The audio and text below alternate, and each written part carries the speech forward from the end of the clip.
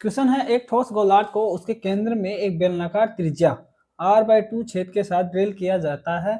यदि हटाए गए बेलन की ऊंचाई गोलार्ध की त्रिज्या r के बराबर है तो हटाए गए आयतन का शेष आयतन से अनुपात ज्ञात कीजिए।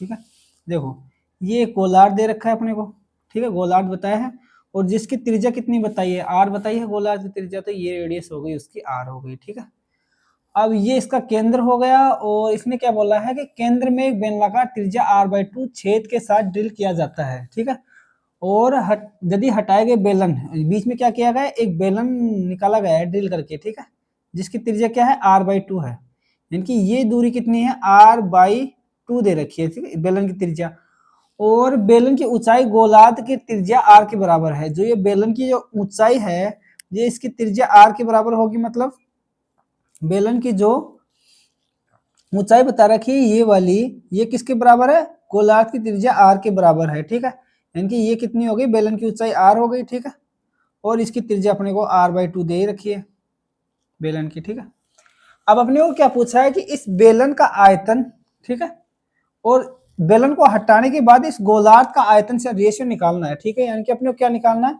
एक तो बेलन का आयतन, बेलन का आयतन, और इसका रेशियो किसके साथ निकालना है, इस बेलन को इस गोलार्ध से निकालने के बाद, ड्रिल करके निकाला गया है, निकालने के बाद शेष बच गया जो उस गोलार्ध का आयतन, यानी कि शेष गोलार्ध का आयतन से रेशियो निकालना है, शेष गोलार्ध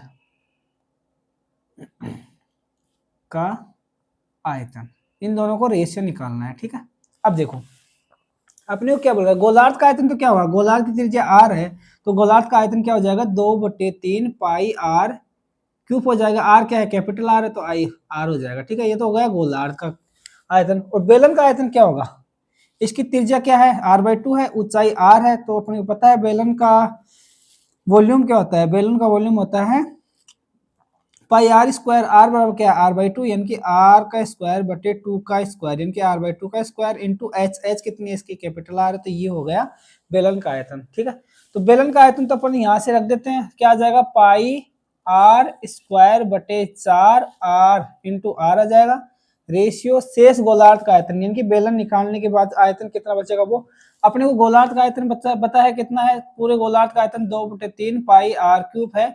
इसमें से अपने को ये बेलन का आयतन निकालना पड़ेगा, तो शेष गोलार्ध का आयतन आ जाएगा। बेलन का आयतन कितना है, 4 पाई r स्क्वायर बाई 2 का स्क्वायर इंटू r, ये है। ठीक है, यानी कि पाई r/2 का होल स्क्वायर इंटू r। ठीक है, ये है, इसको सोल्व कर लेते हैं। देखो पाई से इसमें पाई कॉमन लेंगे तो पाई कट जाएगा। ठीक है, ये r और ये r स्क्वायर मिलके ये r क्यूब हो जाएगा, ये r क्यूब और ये r क्यूब कट जाएगा। ठीक है, इधर तो क्या बच गया, 1/4 बच गया, रेशियो 2/3 ये बच गया, और माइनस इधर क्या बच गया, 1/4 बच गया।